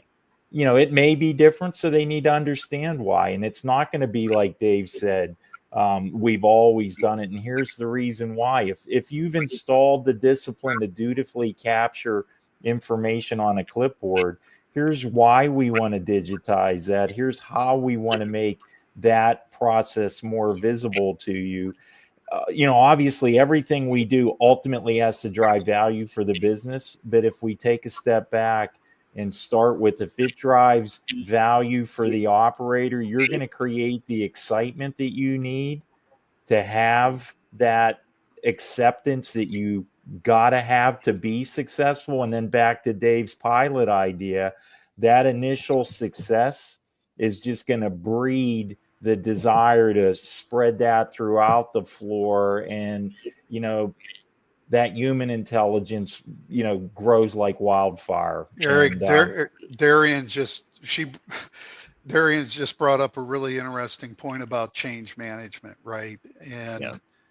And one of the other risks that we see with customers is they think that a transformation initiative of Industry 4.0, Industry 5.0 is an IT project.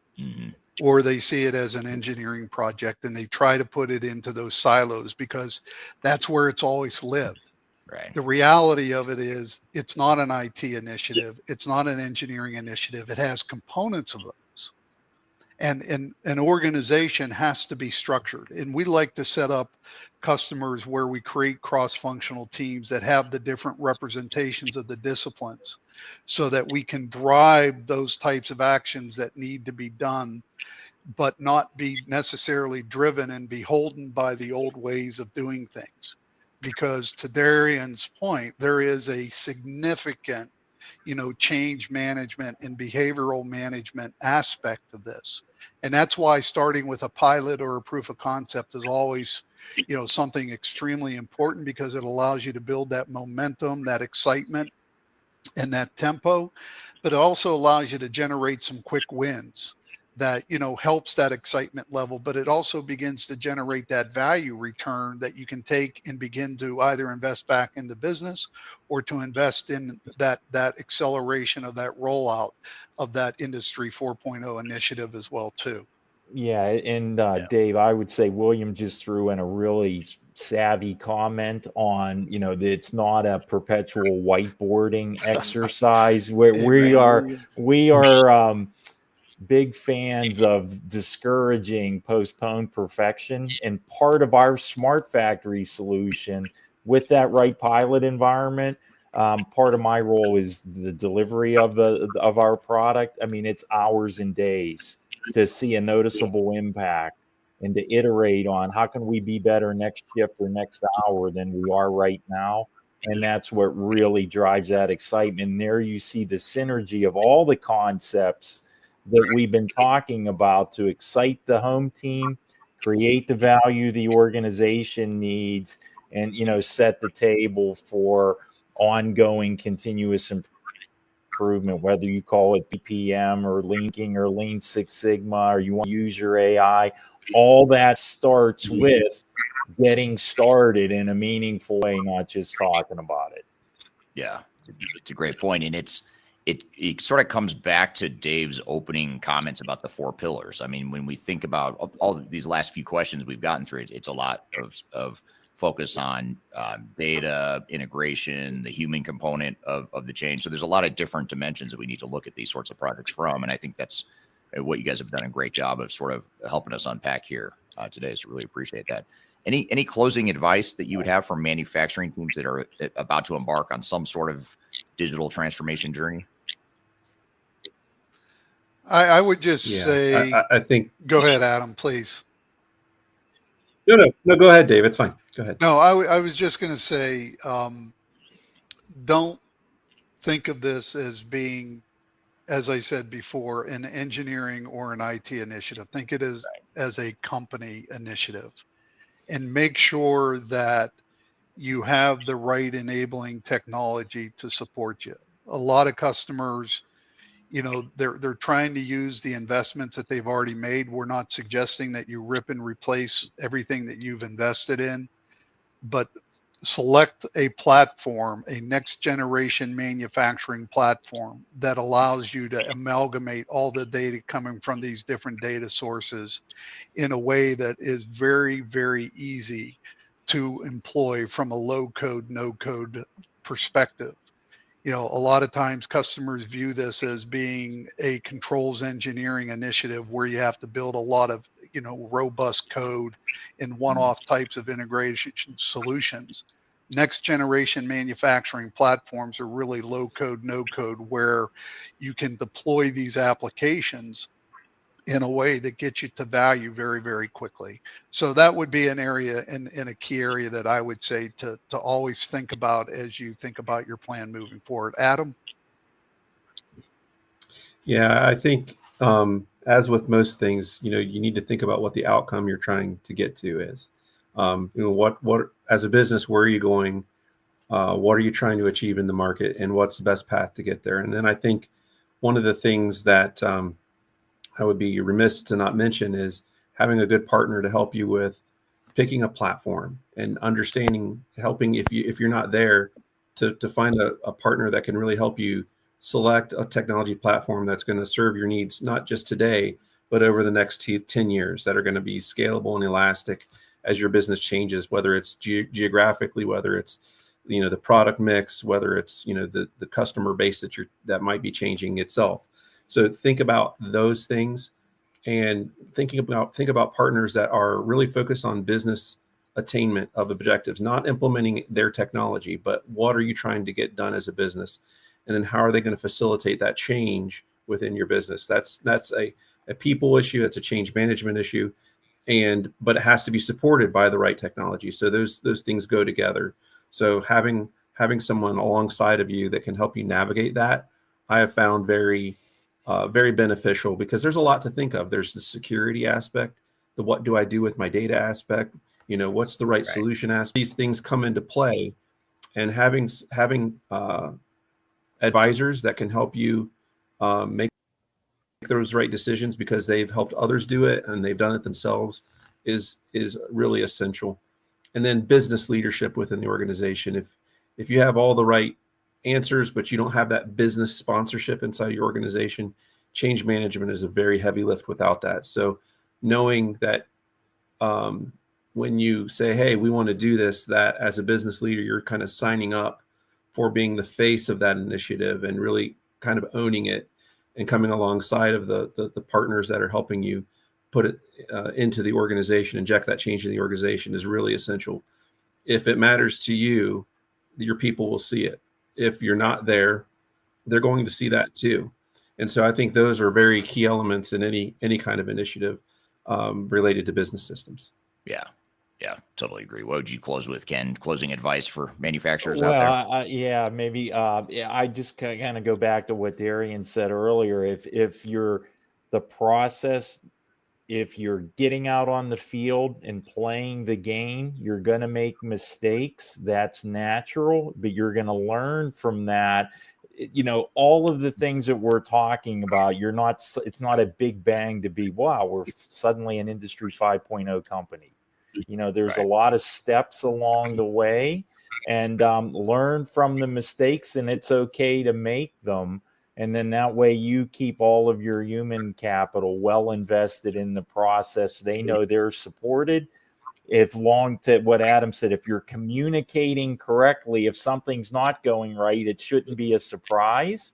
It should be, hey, we recognize we're drifting a little. How do we get this right back on track? And, ultimately we achieve our objectives and the business garners great value. Yeah, it's great sound advice. And I appreciate you guys being here today. Adam, how can listeners and viewers of this interview and this podcast, how can they learn more about you guys, about PCG? Yeah, well, certainly we can include some information about our contact information in this chat. You can certainly look are available, or if you want to reach out to pcgservices.com or asmartfactory.com, you can learn about PCG as a whole and our particular IP that we've talked a bit about here today called Smart Factory. And Eric, I just want to say thank you for giving us this forum to talk about our solution. We're pretty excited about it. We love helping manufacturing companies. We know you do too. So we very much appreciate that. And Dave and Ken, I really appreciate you kind of sharing information about your baby, right? Smart Factory. So thank you so much for coming alongside of me today, guys, and helping share some about our company. All right. Thank you, Adam and team. Great conversation. Appreciate having you all on the show, and appreciate all the great questions from the audience as well. We've got a lot of interesting follow-up discussion and questions we're going to get to here in just a moment. But first, we're going to take a quick break. We'll be back with more Transformation Ground Control.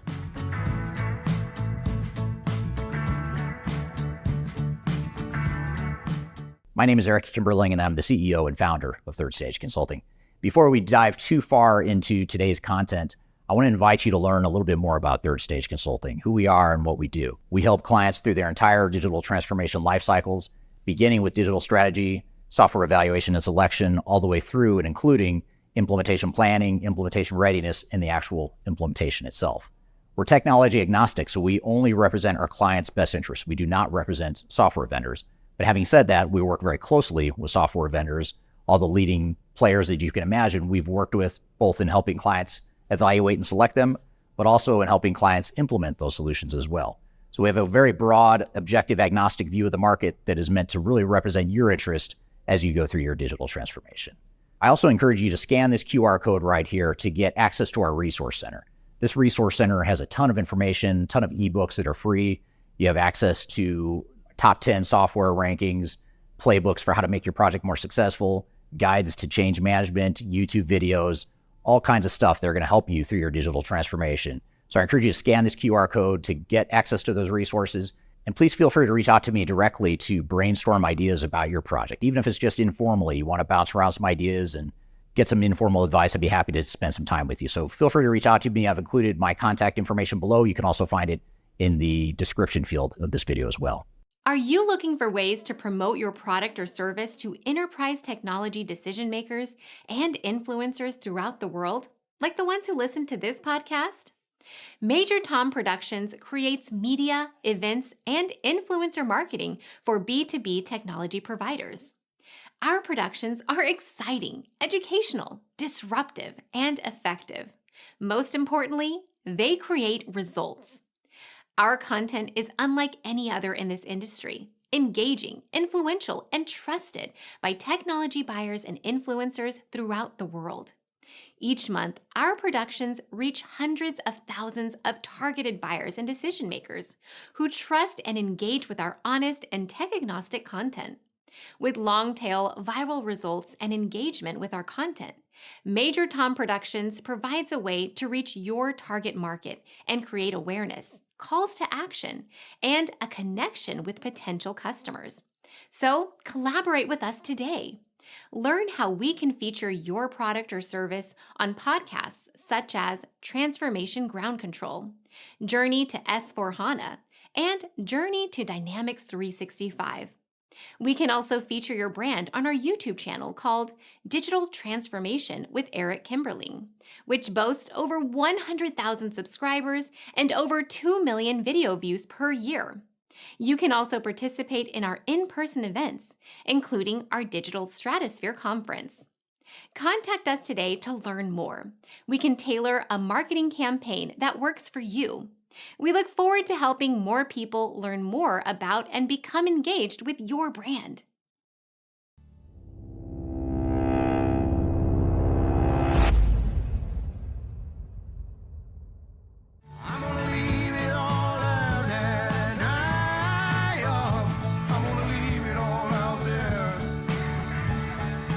Hello, welcome back to Transformation Ground Control, episode number 171. My name is Eric Kimberling here with Darian Chwialkowski.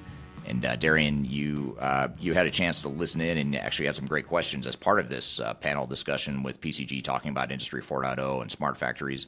What were some of your thoughts and takeaways from that conversation? Yeah, I mean, this was the first time I really have learned about what the Industry 4.0 is actually going to be and what smart factories really look like. So I thought that was really interesting, and I thought they explained it quite well. And also answered the questions quite well of any concerns or challenges that you might have while implementing this. Another thing that I'm unsure of when I just thought of after the discussion, of course, was how does the new Industry 4.0 affect the people working in the manufacturing? Like, how does it affect careers and jobs? What does that look like? Do those people just get placed into a different position, or does it cut down on jobs? What does that kind of look like? Do you know the answer to that? Yeah, I mean, it's speculation at this point, but just based on what we're seeing from our manufacturing clients, I mean, I think it's going to be a lot like how robotics and shop floor automation has affected jobs in factories. So, you know, you look back, say, 30 or 40 years ago, the average factory was a lot more dangerous and a lot more physically demanding and more labor intensive than it is now. Now you've got robots and a certain amount of automation that's doing a lot of the work that humans used to do. And there was a fear back then that the robots would replace people's jobs. And I think that has happened to some degree, but I think the bigger impact to manufacturing jobs, quite frankly, has been offshoring manufacturing jobs. I think that's been the bigger impact than robotics or technology itself. But I think where technology and robotics has the bigger impact, more so than potential job loss, is just job change. And what I mean by that is I think it's just going to change what shop floor workers have to think about. So in other words, rather than just thinking about the product they're making right now and the product that's right in front of them on the assembly line, now they've also need to be thinking about capturing data and making sure that they understand the upstream and downstream consequences of the work they're doing and how they impact the entire supply chain and decision-making back at the corporate office and that sort of thing. So I think it just changes the jobs. I don't think that it's necessarily going to eliminate a material number. It's just going to disrupt it in a different way by changing the skill sets that laborers need to have around that. Yeah, so maybe those people need to look into, okay, what skill sets do I need to gain in order to stay in this industry kind of thing, which is super interesting. Another thing that I was thinking about throughout this conversation is obviously this is going to hopefully increase productivity and make things a little bit faster and streamlined. Will it mean that shipping is going to be just as fast as Amazon for like everything? So will that mean that it can help make typical companies? I know from a shopping perspective, I'm like, can I get my clothes faster? But like for anybody else, I know everybody's patience has kind of gone down. Like, so will this just make things faster? I feel like that's a question that everybody wants to know. I do think it will. I don't know. I mean, I think most manufacturers and actually not even just manufacturers, even other companies are aspiring to be more like Amazon or more like some of these big, massive providers that we've sort of been spoiled by over the years.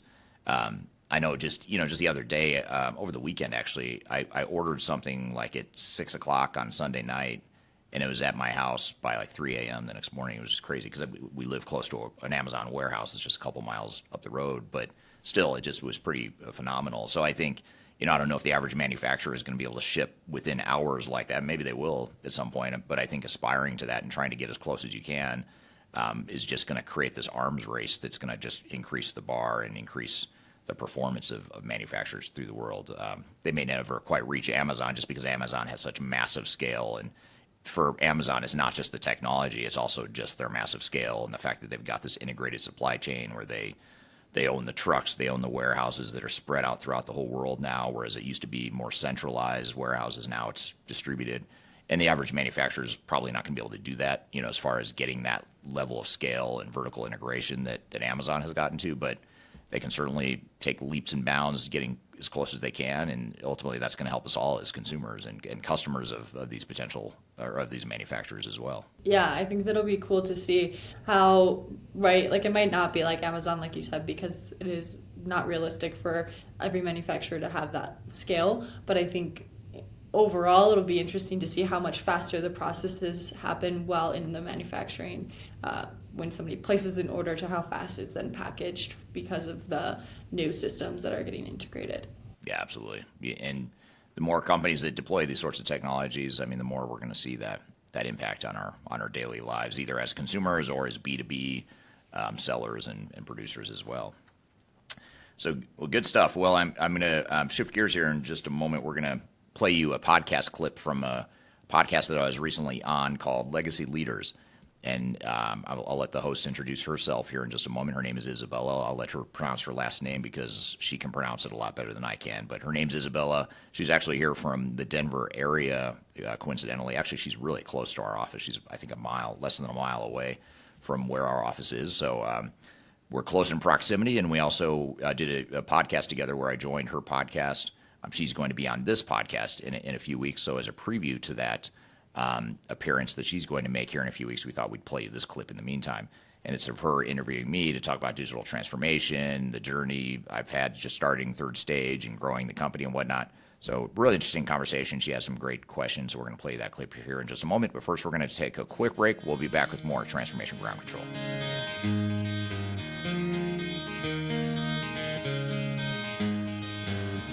Could you whisper in my If you are aiming for transformation success, turn to Third Stage Consulting Group. Third Stage's independent and technology agnostic consulting team helps clients define their digital strategies, define their roadmaps, and manage their transformations. With offices in the US, Europe, and Australia, our team helps the world's most forward-thinking organizations through their transformation pitfalls and risks. If you are embarking on a digital transformation or business change initiative, contact Third Stage Consulting to see how we can help you reach the third stage of transformation success. Learn more about us and download independent reports, videos, and other best practices at thirdstage-consulting.com. Steve, we've chatted before, but remind me and our audience a little bit more about Epicor and where you're focused these days. Hey, Eric, yep, good to talk to you, and thanks for asking. So Epicor, what we do is we make and sell cloud software for the global supply chain. And when I say that, when a customer purchases our software, we're committed to running their day-to-day business. And this would include everything from finance and procurement to production and sales. It's a responsibility we take very seriously, and it's something I believe we're very good at. We've got an employee base that has the deep expertise to understand their business and run their business. We also compete against 2 or 3 of the largest software companies in the world. So it's not good enough for our products to be good. They have to be consistently great, and that's a really important focus for me. So great products, deep industry expertise. We also focus on the essential workers that make those businesses run. We like to say Epicore's got you covered from the shop floor to the top floor. And when we say that, we really mean it. So that's Epicore. Your annual Insights User Conference is just around the corner, the Epicore Insights Conference. What are you looking forward to there, and what could we expect to hear about at this conference? The big thing for me is that we get a lot of what I would call quality time with our customers. And when I say quality time, I mean good old-fashioned, face-to-face, in the same place at the same time, experience with the customers where they tell you what they really think.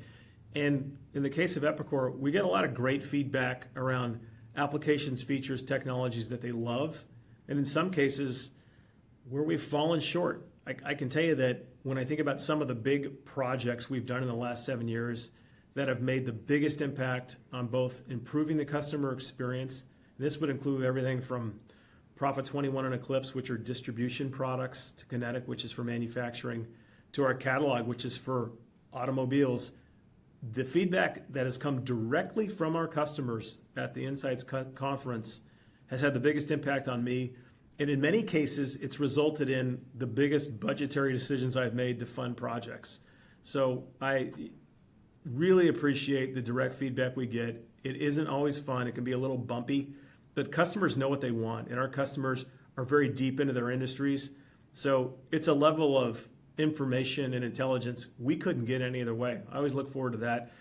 That's the highlight for me. And I'll do anything you ever dreamed to be complete. Yes, I'm nothing that's Hello, welcome back to Transformation Ground Control, episode number 171. My name is Eric Kimberling here with Darian Chwialkowski. You can find new episodes of this show every week at transformationgroundcontrol.com. So I'm excited for this last clip we're going to play for you. It's a clip from an interview that I did on a podcast called Legacy Leaders. Izabela, the host of that podcast, interviewed me recently to talk about digital transformation as well as the entrepreneurial journey behind Third Stage. So with that, we'll go ahead and roll you the clip. ERP itself, it's been more complex than ever before. You mentioned cloud, you mentioned additional digital footprints and technologies that are now available. Now we're throwing AI, machine learning, automation, and so much more. So do you mind walking us through what trends do you see on global scale and definitely specifically for US market? Well, I think up until a year and a half ago, the biggest trend was probably cloud. You know, all these different software vendors moving their old on-premise offerings to the cloud, and that still is a trend, but it's been largely overshadowed by artificial intelligence. It's interesting when I go to different industry conferences, whether it's a software vendors conference or any other sort of industry technology conference, AI is just by far, hands down, just the number one focus. I mean, everyone's talking about AI. Software vendors are trying really hard to build AI capabilities into their solutions and trying to figure out how AI can enhance and improve their solution offerings. And, you know, certainly the advent of ChatGPT at the beginning of 2023 is about just over a year ago when ChatGPT really took the world by storm. I think that's created a consumer level understanding of what AI is, or at least what on the surface AI could do to automate jobs and automate, you know, some more tedious functions. So it's an really interesting time, in my opinion, because most technologies start off with large consumer adoption, and then it takes a few years for the enterprise technology space to catch up. But in the case of ChatGPT and AI, it's sort of like been in parallel. While consumers are figuring out ChatGPT and in many cases becoming enamored with AI and ChatGPT, at the same time, the enterprise tech vendors are trying to figure out, how do we keep up? You know, how do we add AI capabilities to our system? So I think that's the biggest trend we're seeing is AI. But a second, you know, a distant second trend would be the continuation of the movement to the cloud. We're here playing a clip of Legacy Leaders podcast where I was interviewed recently by Izabela, but we're going to take a quick break and get back into the conversation here in just a moment. We'll be right back with more Transformation Ground Control. is an art that's hard to change. Another clever word sets off an unsuspecting hurt, and as you step back in the line, Interested in working for a company that truly values your unique skills and experience? Here at Third Stage, we don't hire based on resumes alone. We look at the full candidate, experience, and willingness to provide excellent service for our clients. Within a technology, independent, and agnostic consulting firm, you have the opportunity to learn across industries with a diverse group of clients. Our consultants also have the opportunity to diversify their portfolio and learn across technology systems. If you're interested in joining a high-growth entrepreneurial organization, please reach out to us at work@thirdstage-consulting.com. Are you looking for ways to promote your product or service to enterprise technology decision makers and influencers throughout the world, like the ones who listen to this podcast? Major Tom Productions creates media, events, and influencer marketing for B2B technology providers. Our productions are exciting, educational, disruptive, and effective. Most importantly, they create results. Our content is unlike any other in this industry, engaging, influential, and trusted by technology buyers and influencers throughout the world. Each month, our productions reach hundreds of thousands of targeted buyers and decision makers who trust and engage with our honest and tech-agnostic content. With long-tail viral results and engagement with our content, Major Tom Productions provides a way to reach your target market and create awareness, calls to action, and a connection with potential customers. So collaborate with us today. Learn how we can feature your product or service on podcasts such as Transformation Ground Control, Journey to S4HANA, and Journey to Dynamics 365. We can also feature your brand on our YouTube channel called Digital Transformation with Eric Kimberling, which boasts over 100,000 subscribers and over 2 million video views per year. You can also participate in our in-person events, including our Digital Stratosphere Conference. Contact us today to learn more. We can tailor a marketing campaign that works for you. We look forward to helping more people learn more about and become engaged with your brand.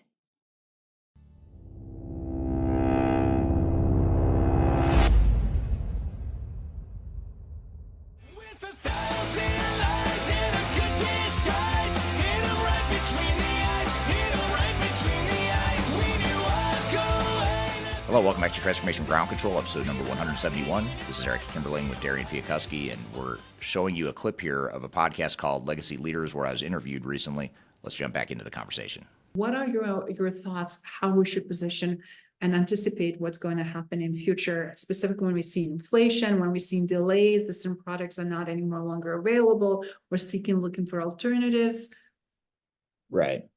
Yeah, it's a great question. And I think, we have to back up and look at history here a little bit and say that, today's supply chain as it was up until 2020 was built for a very stable society, a very stable supply chain, a stable global supply chain. And the supply chain as we knew it up until 2020 it sort of evolved in the 1980s and 1990s. It seems like that's when it really materialized into globalization and offshoring and looking at global supply chains. I mean, before that, there wasn't a ton of that happening at scale as it was starting in the 1980s into the 1990s, certainly the early 2000s as well. But what happened in 2020 was that it exposed the vulnerabilities of that supply chain globally as we knew it. Because we built, all this in the supply chain industry that were somehow touching it. We sort of built it for that stable environment where we know that a product is going to sit on the water on a container coming over the ocean, and it's going to take 6 weeks to get to where we need it to go. And that's just the way it is. And you plan ahead for it. And you know that you're getting a lower cost, but it's going to take you a little longer to get the product, but you plan for it. And everything, typically works smoothly. It's not easy. It's not perfect, but generally things work smoothly. So what happens when there's a major, pandemic like COVID? Or a major geopolitical disruption like the wars that we're experiencing right now? Those things disrupt that global supply chain in the way it was built pre-2020. And so what we have to do now is rethink the supply chain strategies we have and look at how do we manage risk? How do we diversify the vendors that we're relying on? a lot of companies are still solely dependent on one core critical component that they can only get from one supplier. They only have one supplier available to get it from. Those companies are at risk, and those are the same companies that are running into stockouts and things of that nature. So what you have to do is really look at how do we diversify and hedge our risk in our supply chain, and also how do we find the right balance between low cost and timely delivery. I think for too long, the supply chain globally was built around this concept of where can we get the lowest cost components or raw materials. And it's okay if it takes 6 weeks for us to get it because it's low cost. But now organizations are realizing that maybe that's actually costing us more to have to wait 6 weeks for something, or not being able to plan that far ahead accurately, to where it might make more sense to onshore some of that supply, to where, yep, we're paying more, but we know we can get the stuff faster. We can respond to changing customer demand faster. For some organizations, that's actually the low cost, high value supply chain, but that's not how supply chains were generally built. So I think those are some of the things you've got to think about, is just how does the supply chain look in the future, and how do we need to improve and transform the supply chain that we're managing. All right, great conversation, and thank you, Izabela, for having me on that show, and I look forward to interviewing Izabela here in a few weeks on this podcast. She'll be on in several weeks from now, so stay tuned for that. We've got her scheduled and locked and loaded, so she'll be on to talk about more the human side of transformation and sort of the non-technical pieces of digital transformation. So stick around and make sure you stay tuned for her appearance on the show here in a few weeks. But in the meantime, I want to thank you all for listening here today. Thank you for co-hosting again here today, Darian. Thank you to the audience for the great questions. You can find new episodes of this show every Wednesday by going to transformationgroundcontrol.com. Hope you have a great week, and in the meantime, we'll see you soon.